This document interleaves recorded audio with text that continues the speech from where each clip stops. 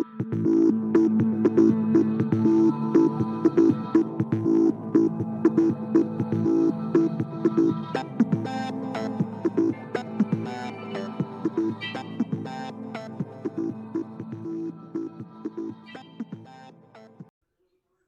coaches, welcome back. Football Talk with Coach Chip. We're going to do another revisit here where I've edited and kind of updated the screen drill that we did a few years ago.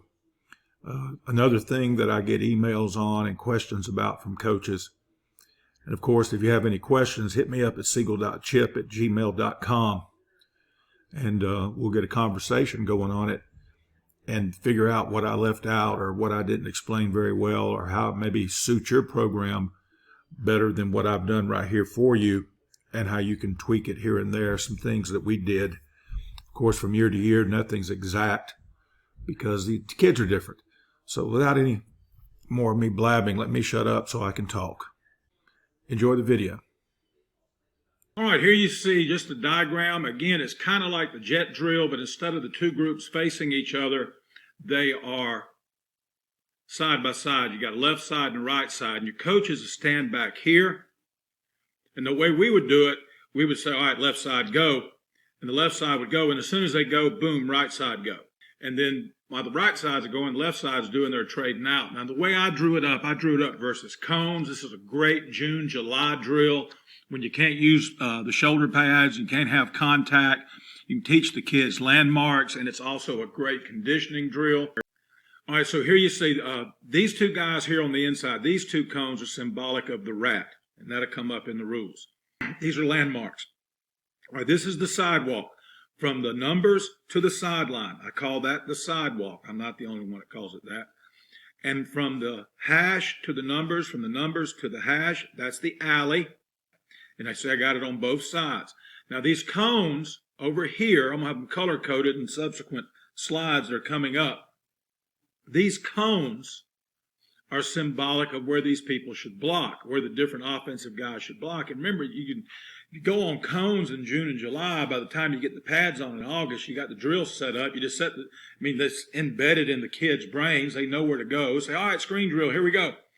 And you've got everything set up, and you can put people out here, okay, eventually, of course, and you can block human beings. And you can do, if you're deep enough, you can work your JV, your 9th grade team, your varsity, if you're at a smaller school.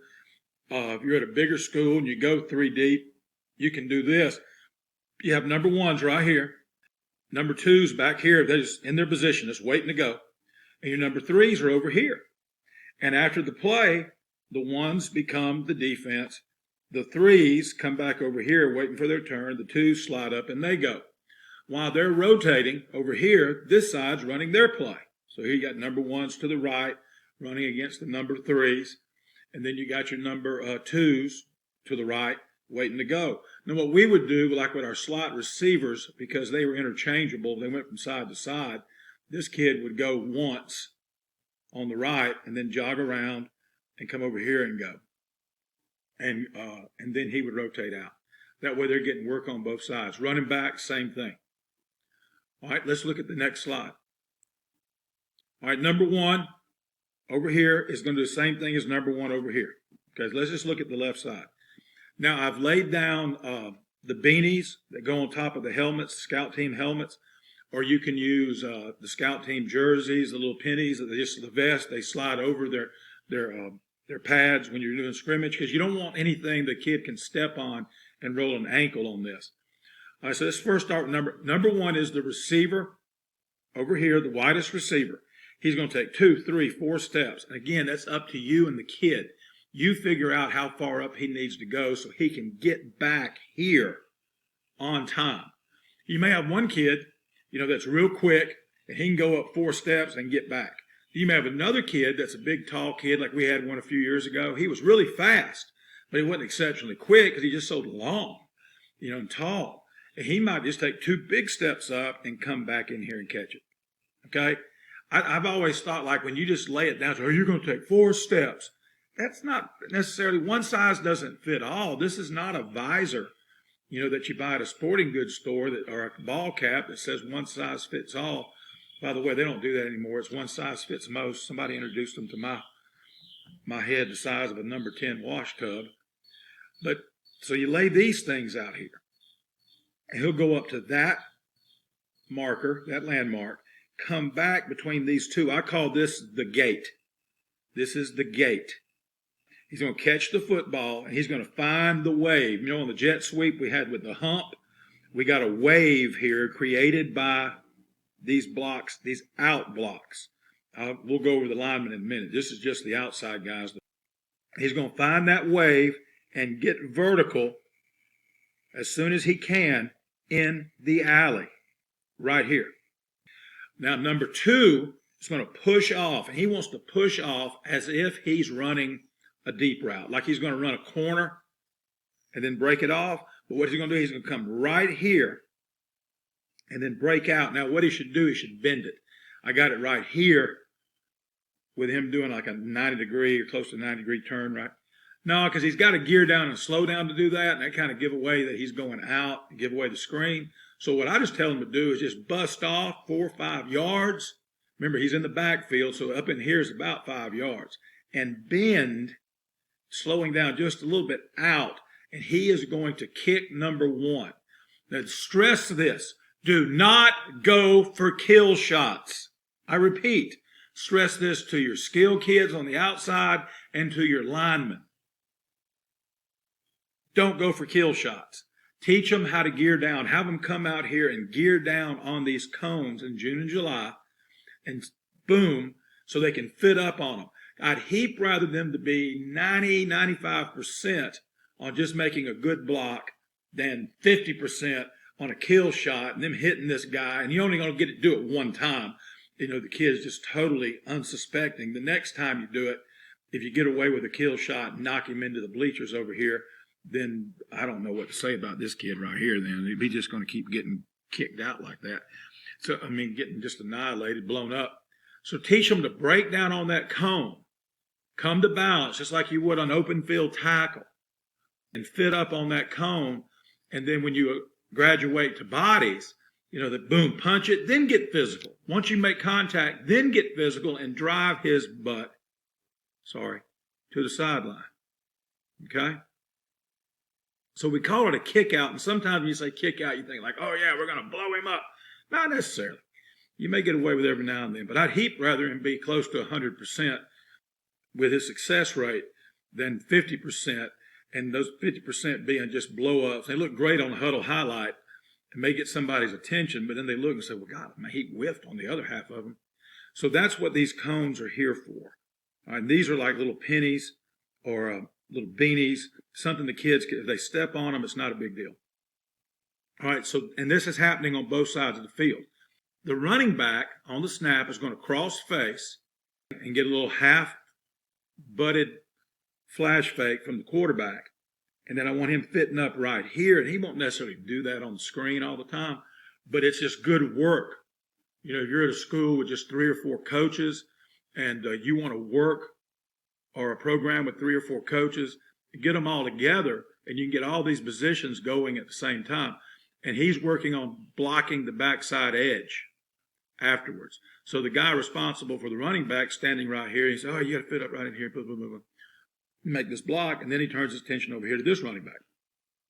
Quarterback's going to take the snap, of course, flash fake, and what I taught him to do was take a step back off the fake in the angle, in a direction to the side the screen's going to.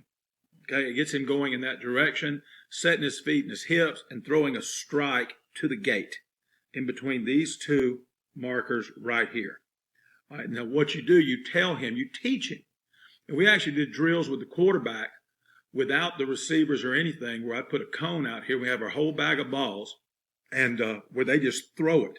And you throw that strike, and you tell him, make the fake, take your step, and throw it, whether anybody's there or not. That's how you figure out what the step should be for your number 1s. Okay, you can say, hey, Bobby, you take 2 steps. Hey, Ty, you take 4 steps and get back inside the gate. And when you catch it, get upfield, find the wave, and you'll see it when I have everybody out here, the wave, and then get vertical in the alley. And see, it's the same thing on both sides. So the quarterback fakes to the running back, takes one step in the direction at an angle that the screen is going to, and fires the pass. It says number 1, but he's really just firing it to the middle of that gate that I've set up with those 2 markers. And you tell him to throw it whether anybody's there or not. And that way you find out real quick about your timing and what you need to do over here. And again, get away from that telling every kid take 4 steps. Okay, unless you've got a bunch of clones that are all alike, they may need one, but they need to sell up field to make the corner. Let's say this blue's the corner. You want to make him back up. All right, let's look at the next one. This one here, I'm going to include the lineman. Okay, and I got them color-coded in this one as well. All right, let's go ahead and look right here. Now you're going to see the wave coming into view. The left tackle, the tackle, the guard, and the center. Tackle, guard, and center. They're all doing the same thing. Tackle's going to take a 1-step pass set. Just snap up, over-exaggerate your head and shoulders. All 3 of them should over-exaggerate their pass set with a big, pronounced, snapping those shoulders back, snapping that head up and back, really wanting this. And you're not really selling it on the D lineman as much as you're selling it on the linebackers and the safety. Make them think you want them backing up. You want that guy bailing, setting up blocks for you.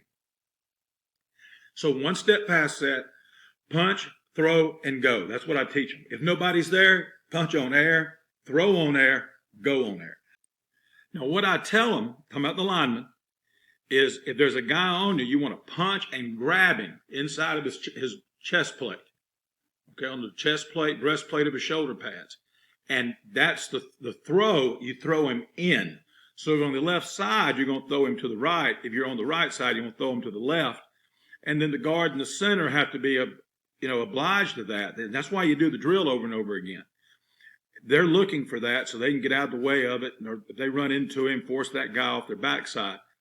You want to pass set, punch, throw, and go. Don't let them get in too big a hurry. So, well, I'm uncovered. I'm just going to take off. So they're in an odd front. Then your guard's going to run all over your tackle. Tell him he's got a punt. He's got a pass set. Over-exaggerate it. Kids, and they ain't changed anything. We were too cool for school. I don't want to look goofy. Make them look goofy. Over-exaggerate it. Pass set on air. Punch the air. Throw the air. And then go. And all 3 of them are going to go 5 steps flat. 5 steps flat. Don't go upfield. You're going to have a really smart kid that's want to come right here. Or, boom. Well, I learned in geometry the shortest distance between 2 points is a straight line. That's not what we want. We want you going flat so the timing is there for your block. And so have your line coach standing out here. I used to stand right here.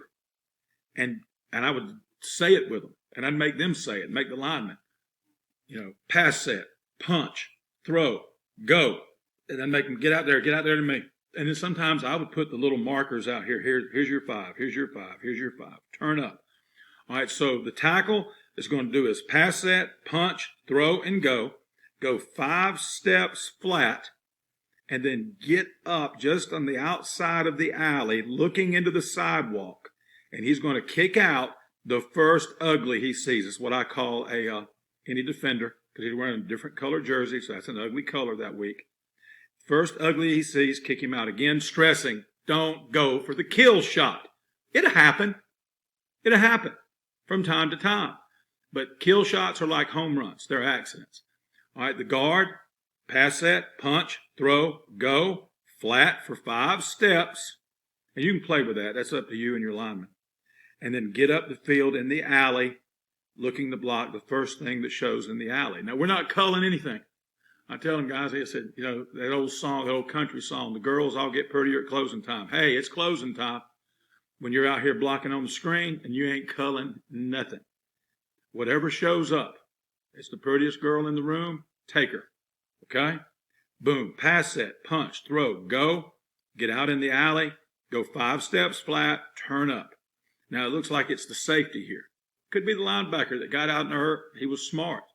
It could be an outside linebacker who didn't drop into his flat or drop straight back and came back. That's fine. Because sometimes you'll run it without a number 2. He's gone. And so you wind up with him getting on the corner, the tackle on the corner, and then the guard winds up on the outside backer. So that happens.